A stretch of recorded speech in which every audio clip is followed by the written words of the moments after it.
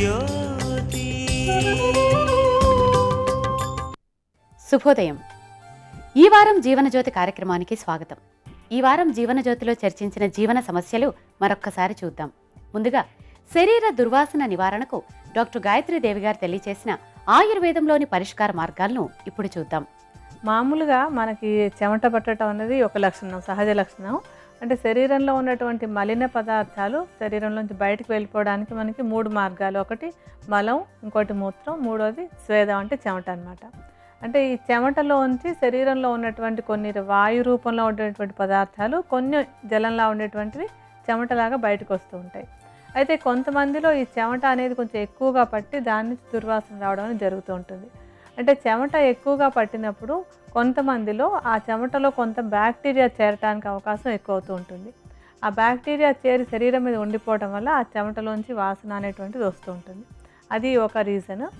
తినేటువంటి ఆహార పదార్థాల ప్రభావం కూడా ఈ దుర్వాసన మీద కనిపిస్తుంది అన్నమాట. అంటే కొన్ని రకాల ఆహార పదార్థాలు తిన్నప్పుడు ఆ శరీరం నుంచి ఒక దుర్వాసన రావడం అనేటువంటి ఒక లక్షణంగా కనిపిస్తూ ఉంటుంది. అంటే ముఖ్యంగా కొన్ని ఆహార పదార్థాలు అంటే ఏంటంటే కొంచెం ఘాటైనటువంటివి, వెల్లుల్లి కానీ లేకపోతే పుదీనా కానీ ఇంకా కొన్ని మసాలాలు అవి ఎక్కువగా ఉన్నటువంటి పదార్థాలు అవి తిన్నప్పుడు వాళ్ళ నుంచి కొంచెం చెమట ఎక్కువగా రావడం, ఆ చెమట నుంచి వాసన రావడం అనేది జరుగుతూ ఉంటుంది. ఇంకొకటి ఏంటంటే అతి మేధస్సు అంటాం. అంటే కొంచెం లావుగా ఉన్నప్పుడు, శరీరం లావుగా ఉన్నప్పుడు వాళ్ళలో కొవ్వు ఎక్కువగా ఉంటుంది. అంటే ఆ ఫ్యాట్ ఎక్కువగా ఉండి వాళ్ళకి చెమట ఎక్కువగా పడుతూ ఉంటుంది. అలాగే ఎక్కువ చెమట పట్టడం, ఆ చెమట నుంచి మళ్ళీ దుర్వాసన రావడం. అంటే ఈ కొవ్వు ఎక్కువగా ఉన్న వాళ్ళ నుంచి కూడా శరీర దుర్వాసన అనేటువంటిది కనపడుతూ ఉంటుంది. ఇంకా ప్రకృతి పరంగా చూస్తే అంటే ఎప్పుడు కూడా మనం ఏంటంటే బై నేచర్ కూడా చూడాలి. శరీర స్వభావంగా కూడా కొన్ని లక్షణాలు ఉంటూ ఉంటాయి. మనం ఆయుర్వేదంలో చెప్పేటప్పుడు వాత ప్రకృతి, పిత్త ప్రకృతి, కఫ ప్రకృతి అని చెప్పుకుంటూ ఉంటాం కదా.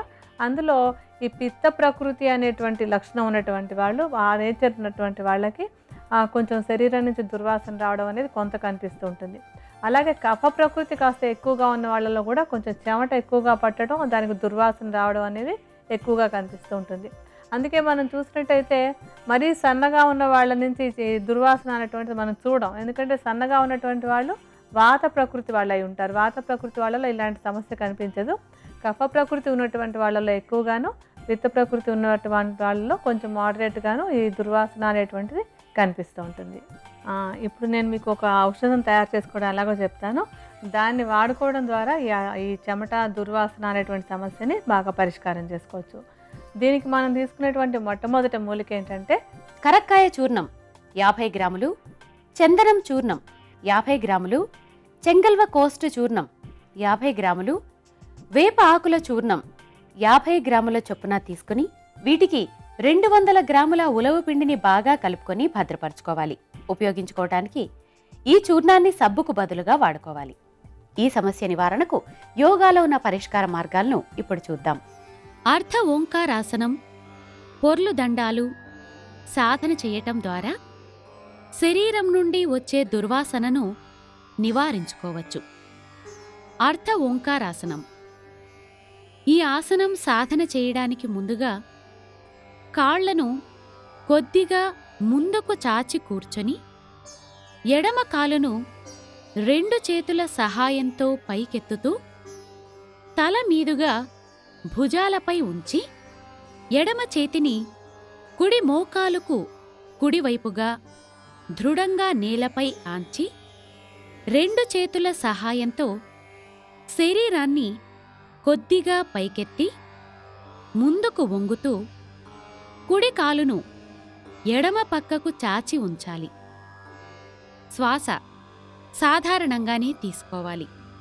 ఇలా ఈ ఆసనం రోజు 2 పక్కల 4 నుండి 6 సార్లు సాధన చేయవచ్చు.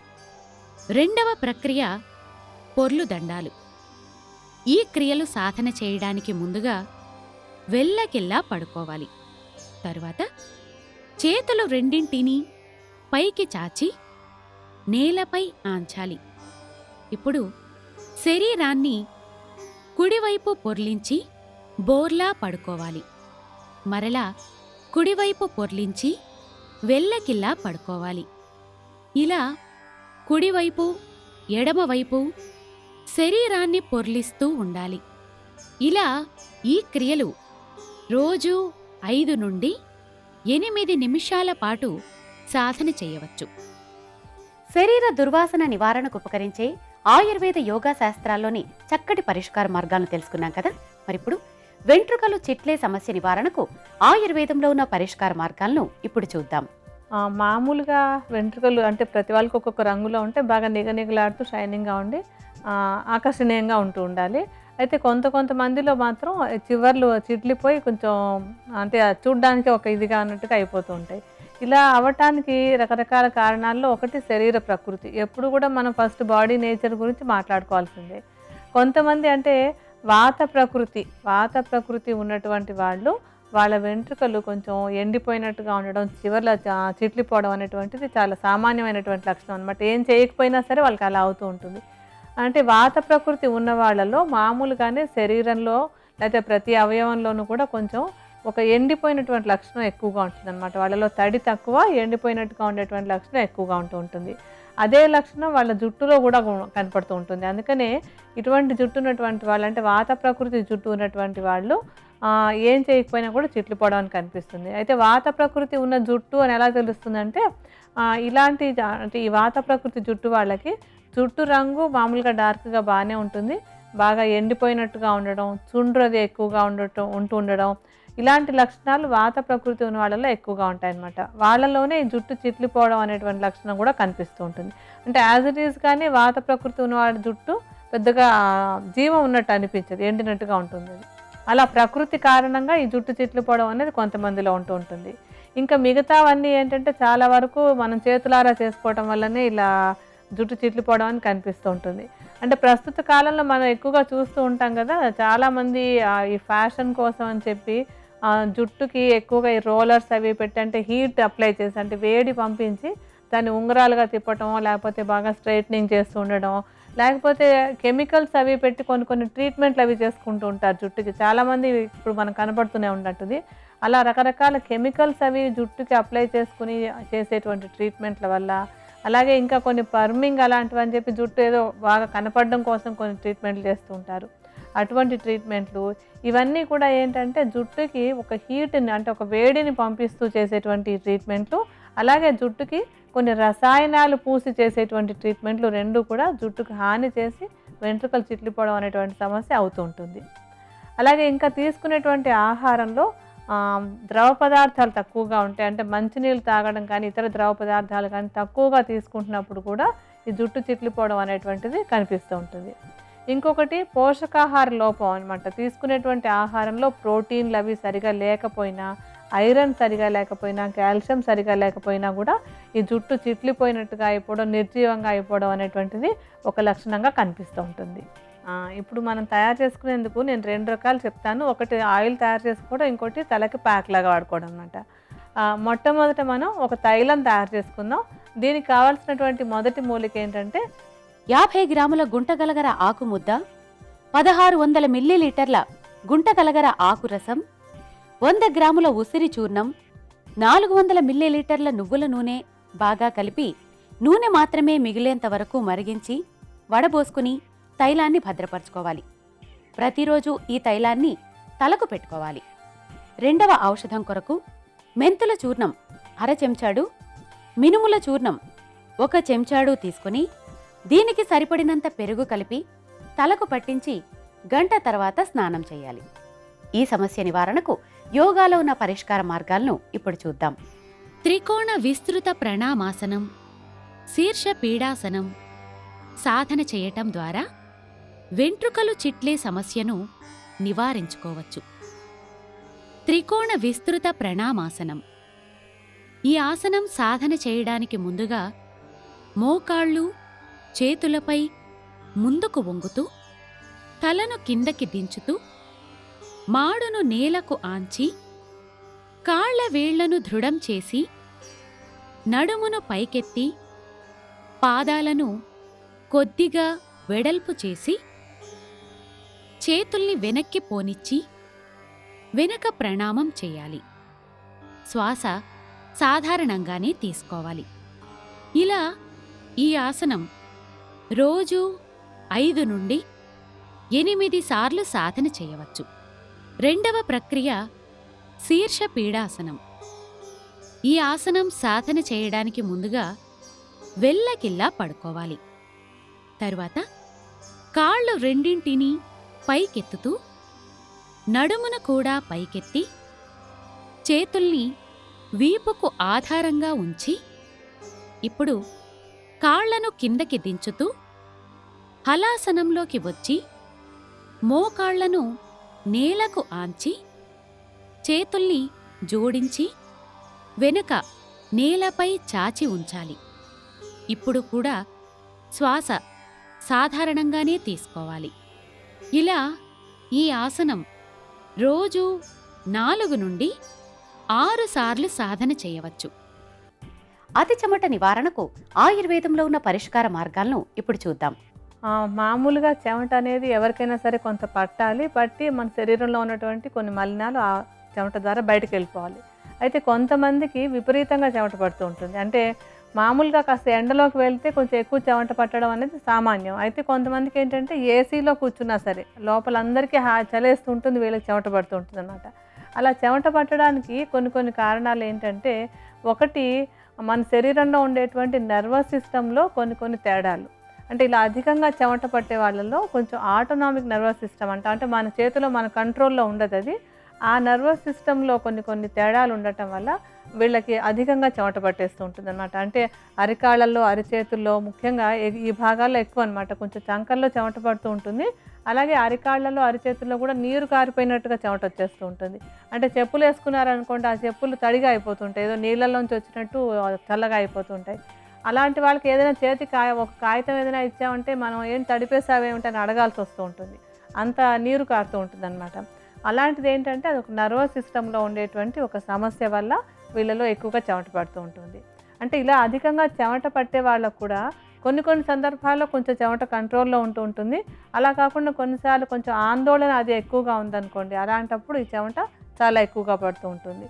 అంటే అప్పుడు ఏదో పరీక్షలు రాయాలి, స్టూడెంట్స్ ఉన్నారనుకోండి, పరీక్షలు రాయాలి. ఆ పరీక్షల ముందు ఈ చెమట పట్టే లక్షణం ఉన్న వాళ్ళకి అరిచేతుల్లోనూ, అరికాళ్ళలోనూ బాగా ఎక్కువ చెమట వచ్చేస్తూ ఉంటుంది. అంటే వాళ్ళకి తెలియకుండానే లోపల ఉండేటువంటి ఒక టెన్షన్, ఆ కారణంగా వాళ్ళకి చెమట ఎక్కువ వస్తూ ఉంటుంది.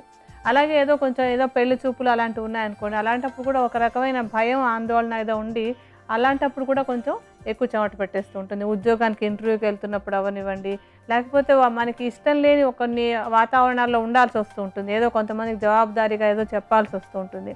అలా ఏదో ఒక కారణంతో మనకి ఆందోళన కనుక ఎక్కువగా ఉన్నట్టయితే ఈ చెమట కాస్త ఎక్కువగా పట్టడం అనేటువంటిది ఇంకా ఎక్కువగా కనిపిస్తూ ఉంటుంది. ఇది నర్వస్ సిస్టమ్ సంబంధించింది కాకుండా ఇంకా ఏంటంటే, లావు ఎక్కువగా ఉన్న వాళ్ళకి కొంచెం కొవ్వు ఎక్కువగా ఉంటుంది కదా, ఆ కొవ్వు శాతం ఎక్కువగా ఉన్న వాళ్ళకి చెమట ఎక్కువగా పట్టడం అనేది కూడా ఒక లక్షణంగా ఉంటుంది. అంటే కొవ్వు ఎక్కువ అంటే బాగా లావుగా ఉన్న వాళ్ళు మనం చూస్తూ ఉంటాం చాలామందిని. ఈ లావుగా ఉన్న వాళ్ళంతా ఇలా చెమటలు కారిపోతూ ఉంటుంది. మాటికి అంటే రుమాలు సరిపోదు తుడుచుకుందికి, ఒక పెద్ద తువ్వాలు లాంటిది పెట్టుకుని తుడుచుకోవాల్సి వస్తూ ఉంటుంది. అంటే అధికంగా శరీరంలో కొవ్వు ఉన్న వాళ్ళకి చెమట పట్టడం, అంటే కొంచెం ఎక్కువగా చెమట పట్టడం అనే లక్షణం బాగా కనిపిస్తూ ఉంటుంది. ఇంకా కొన్ని అనారోగ్యాలు వచ్చినప్పుడు ఆ సమయంలో మాత్రమే చెమట పడుతూ ఉంటుంది. ఏదైనా కొంచెం హార్ట్ ప్రాబ్లమ్స్ కానీ, లేకపోతే కొన్ని మధుమేహంలో కొన్నిసార్లు సడన్గా షుగర్ తగ్గిపోయినప్పుడు కానీ, అవి టెంపరీగా ఆ సమయంలో మాత్రమే కొంచెం ఎక్కువగా చెమట పట్టడం కనిపిస్తూ ఉంటుంది. అయితే మామూలుగా అధిక చెమట అని మనం మాట్లాడుకునేటప్పుడు ఈ అధిక చెమట అనేటువంటిది నర్వస్ సిస్టంలో కొన్ని లోపాల వల్ల కానీ, అంటే లోపం అంటే పెద్ద లోపం అని కాదు, వాళ్ళకి అది కొంచెం స్టిమ్యులేషన్ ఎక్కువగా ఉంటుంది అనమాట. ఆ చెమట పట్టేటువంటి కూడా ఎక్కువగా ఉంటుంది. అలాగే లావు ఎక్కువగా ఉన్న వాళ్ళకు కూడా చెమట ఎక్కువగా ఉంటుంది. ఇప్పుడు మనం తయారు చేసుకున్నటువంటి ఔషధానికి మనం మొట్టమొదట లోద్ర చూర్ణం 50 గ్రాములు, వట్టివేర్ల చూర్ణం 50 గ్రాములు, చెంగల్వ కోస్టు చూర్ణం 50 గ్రాములు, నాగకేసరాల చూర్ణం 50 గ్రాముల చొప్పున తీసుకుని వీటన్నిటినీ బాగా కలుపుకొని భద్రపరచుకోవాలి. ఈ ఔషధాన్ని చెమట పట్టే ప్రదేశాల్లో ప్రతిరోజు పూసుకోవాలి. ఈ సమస్య నివారణకు యోగాలో ఉన్న పరిష్కార మార్గాలను ఇప్పుడు చూద్దాం. లోలాసనం, విపరీత తితిబాసనం సాధన చేయటం ద్వారా అతి చెమట సమస్యను నివారించుకోవచ్చు. లోలాసనం. ఈ ఆసనం సాధన చేయడానికి ముందుగా నిలబడి ముందుకు వంగుతూ కుడి భుజాన్ని కుడి మోకాలు కింద ఎడమ భుజాన్ని ఎడమ మోకాలు కింద గుండా పోనిచ్చి చేతుల్ని నేలపై దృఢంగా ఆంచి నడుమును కిందకి దించుతూ 2 కాళ్లను పైకి ఎత్తి ఉంచాలి. శ్వాస సాధారణంగానే తీసుకోవాలి. ఇలా ఈ ఆసనం రోజు 4 నుండి 6 సార్లు సాధన చేయవచ్చు.